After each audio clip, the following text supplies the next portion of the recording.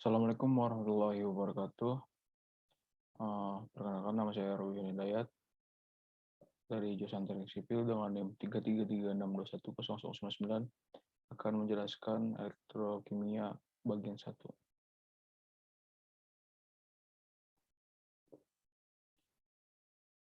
Pada bagian elektrokimia bagian 1 menjelaskan salah satu poinnya itu sel elektrolisis. Apa sih sel elektrolisis itu? Sel elektrolisis itu adalah reaksi yang mengubah energi listrik menjadi energi kimia. Sel ini merupakan sel elektrokimia yang digunakan untuk mendorong reaksi redoks non-spontan lewat penerapan energi listrik. Nah, pada proses elektrolisis ini terdapat dalam bahasa Yunani, yaitu artinya untuk memutuskan.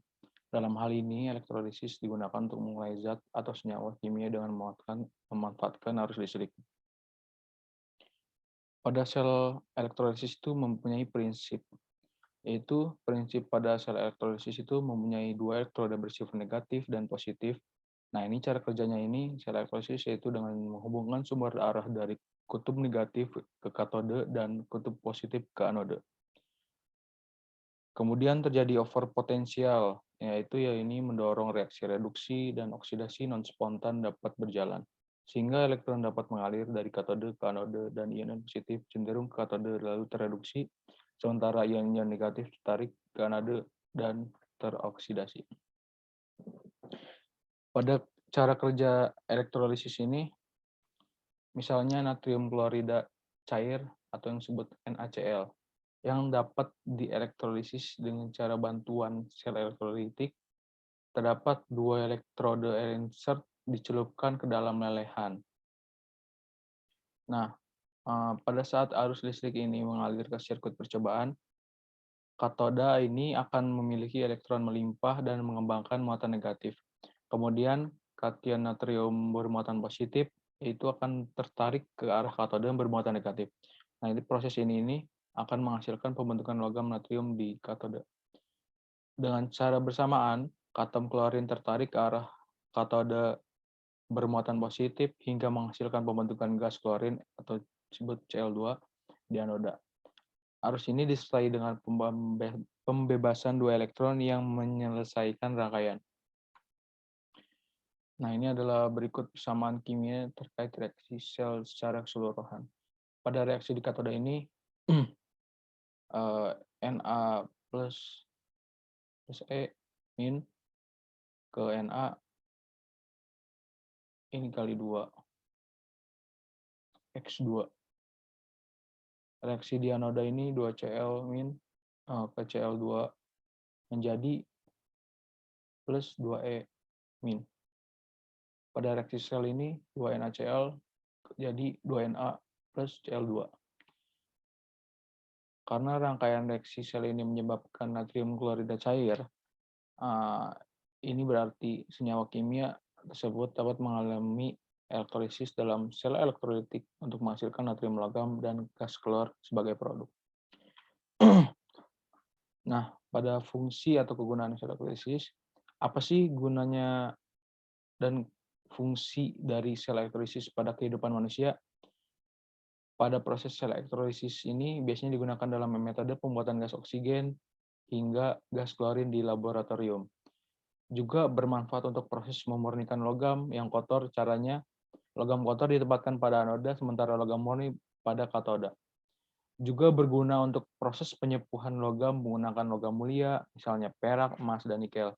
Itu salah satunya itu dalam fungsi atau kegunaan sel elektrolisis itu dapat membantu dalam proses produksi aluminium dan natrium. Jadi, fungsi dan kegunaan sel elektrolisis ini adalah salah satu reaksi kimia yang penting untuk kegiatan kita sehari-hari. Hal ini menunjukkan setiap sel elektrokimia ini termasuk sel volta memiliki kegunaan dan perannya masing-masing. Pengaplikasian pada sel elektrolisis ini yaitu pada pengolahan tembaga dari biji kalkopirit diperoleh tembaga yang masih terpapar apa ya?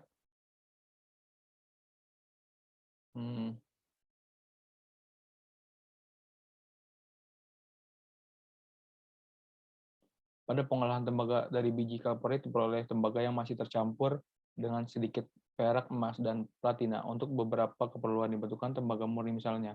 Untuk membentuk kabel tembaga yang tidak murni dipasangkan dari zat pengotor dengan elektrolisis.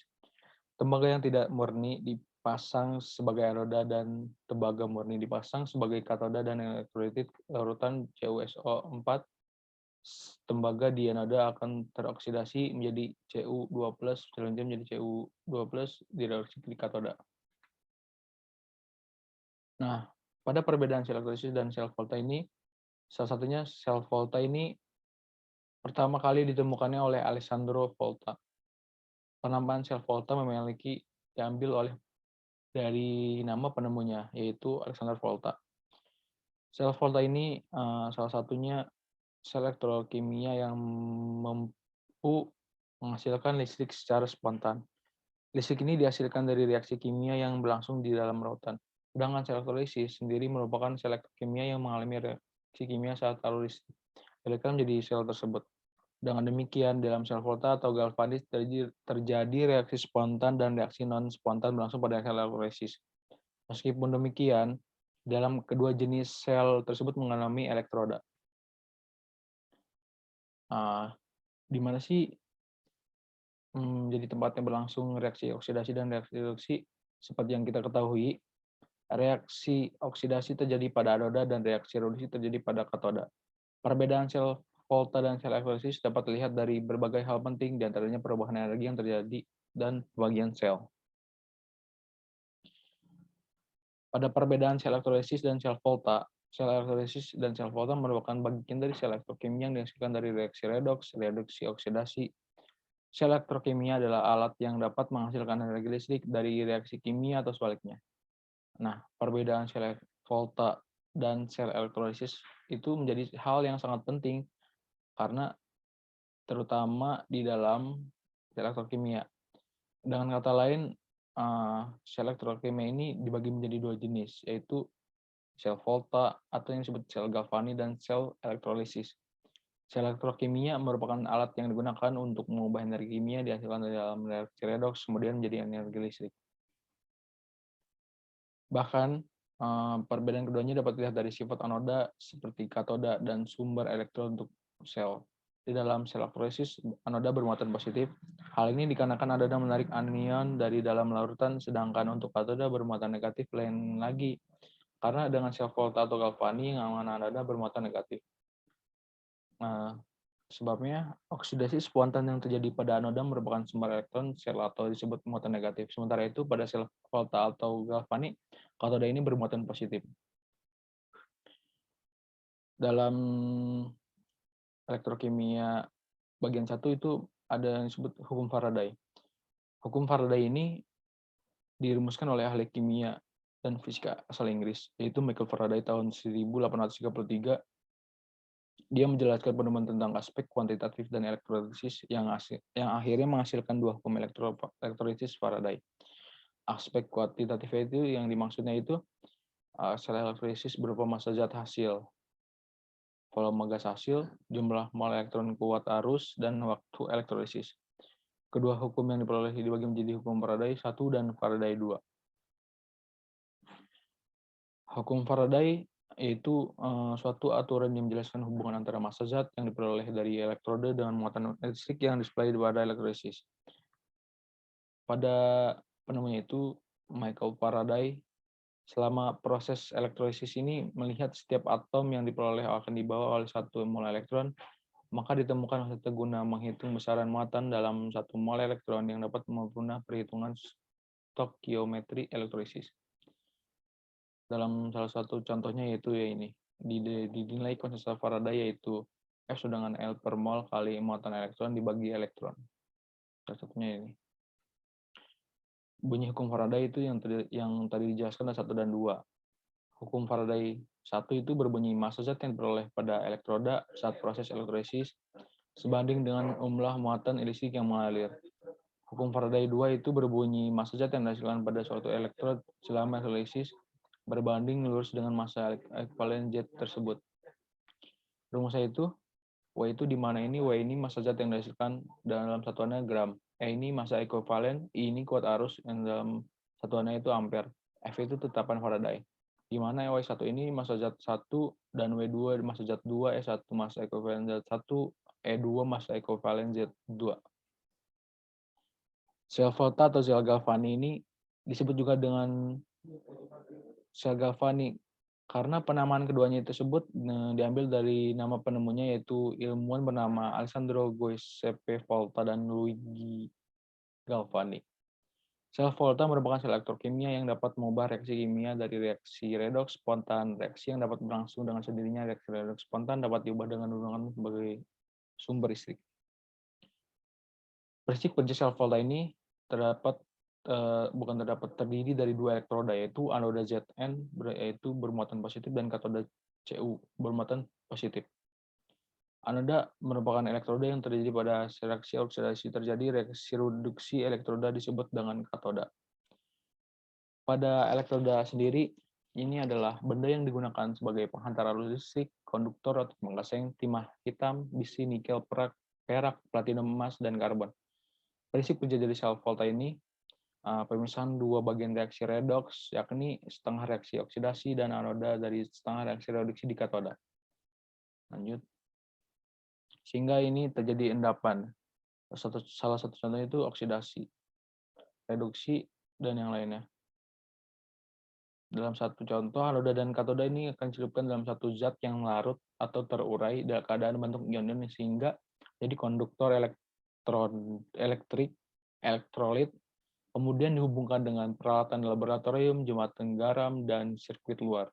Gambarannya terjadinya reaksi ini elektron mengalir dari anoda ke katoda. Dalam satu contohnya ini, unsur ini